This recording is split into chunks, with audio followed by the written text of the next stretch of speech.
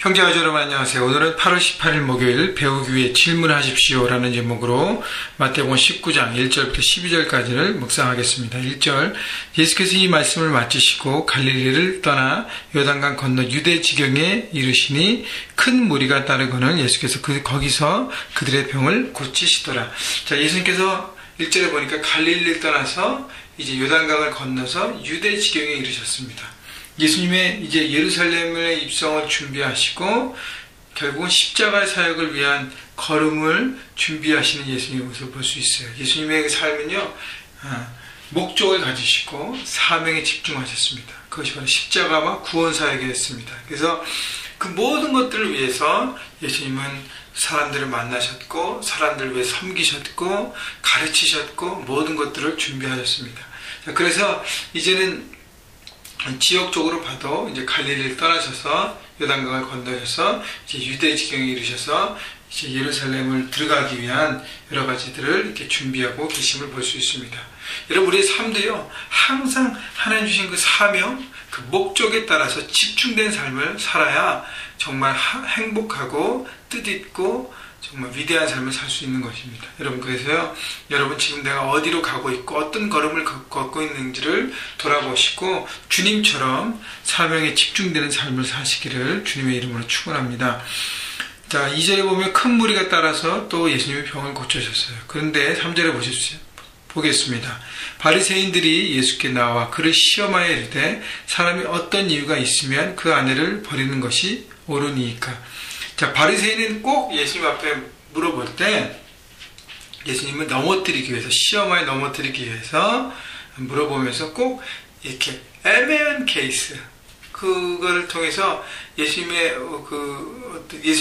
이쪽을 얘기하던 저쪽을 얘기하던 다 이렇게 할 수 없는 어떤 그런 것들을 꼭 질문합니다. 자, 바리새인의 인생을 보면요, 그들은 창조적인 인생이 아니에요. 꼭 사람을 넘어뜨리고 특별히 예수님을 무너뜨리기 위해서 그런 목적을 갖고 사는 사람처럼 살고 있습니다. 여러분, 자기에게 주어진 사명에 집중하고 그것을 일으키고 거기에 집중하지 않는다면 마치 경쟁 속에서 남을 넘어뜨려야 성장할 수 있는 일그러진 삶을 살고 있는 것이죠. 그런 사람이 잘 될 리가 만무한 것입니다. 여러분, 그래서요, 사람들 꼭 넘어뜨리고 내가 일어나야겠다는 것은 세상의 원리인 것입니다.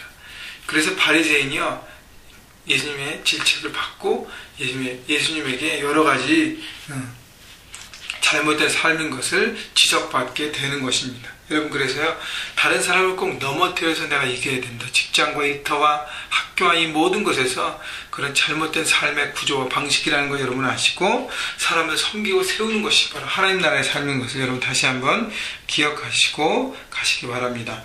자, 이 바리새인의 질문이요, 어떤 이유가 있을 때 아내를 버리는 것과 이혼이 가능한 것입니까? 얘기합니다. 당시에는요, 여자가 권리가 없고 남자만 권리가 있었기 때문에 그것이 이렇게 표현된 것입니다.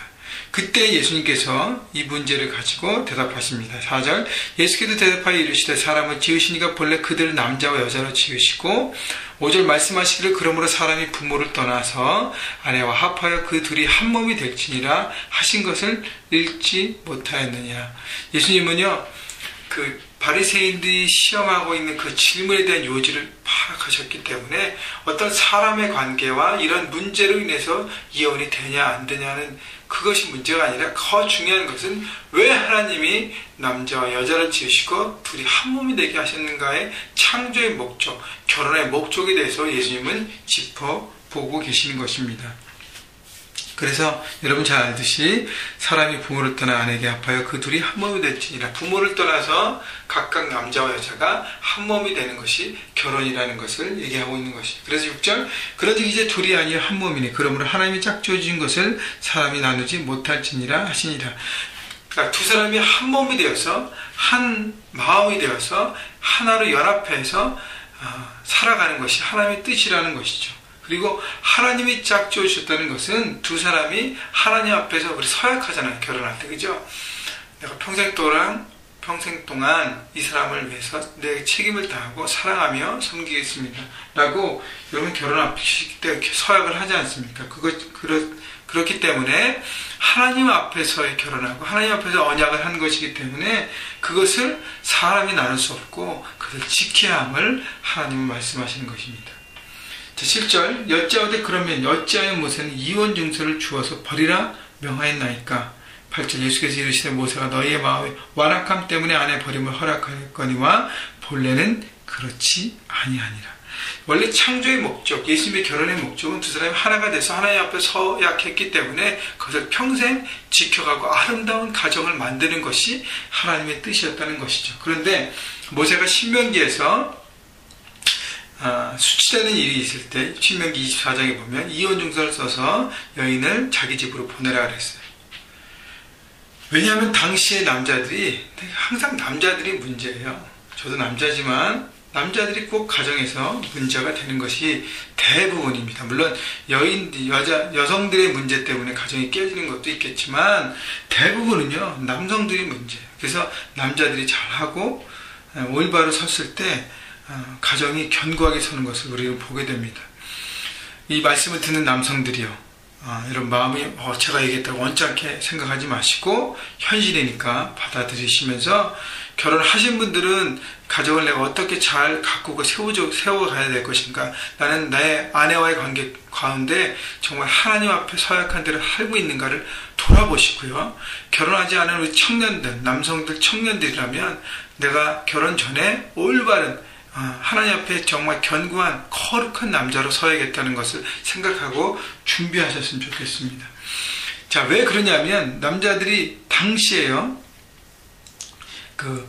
부당하게 여인들을 버리고 새로운 장가를 가기 위해서 부당하게 이혼을 요구하는 경우가 있었고, 그 다음에 여인에 대한 권리를 이렇게 박탈하면서 이혼 증서도 없이 막 버리는 경우가 있었기 때문에 그 여인들을 보호하는 차원에서 모세가 얘기했다는 것입니다. 또요, 당시에 남자들이요, 이 부인을 버리고 젊은 여인들과 새롭게 결혼하기 위해서 여러 가지 핑계를 대고 이 법을 이용해서 악용했습니다.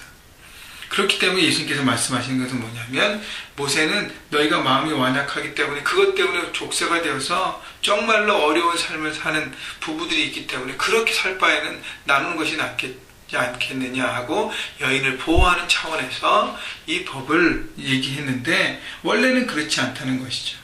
9절 보세요. 내가 너에게 말하는 누구든지 음행한 이유에 외에 아내를 버리고 다른 데 장가드는 자는 간음함이니라.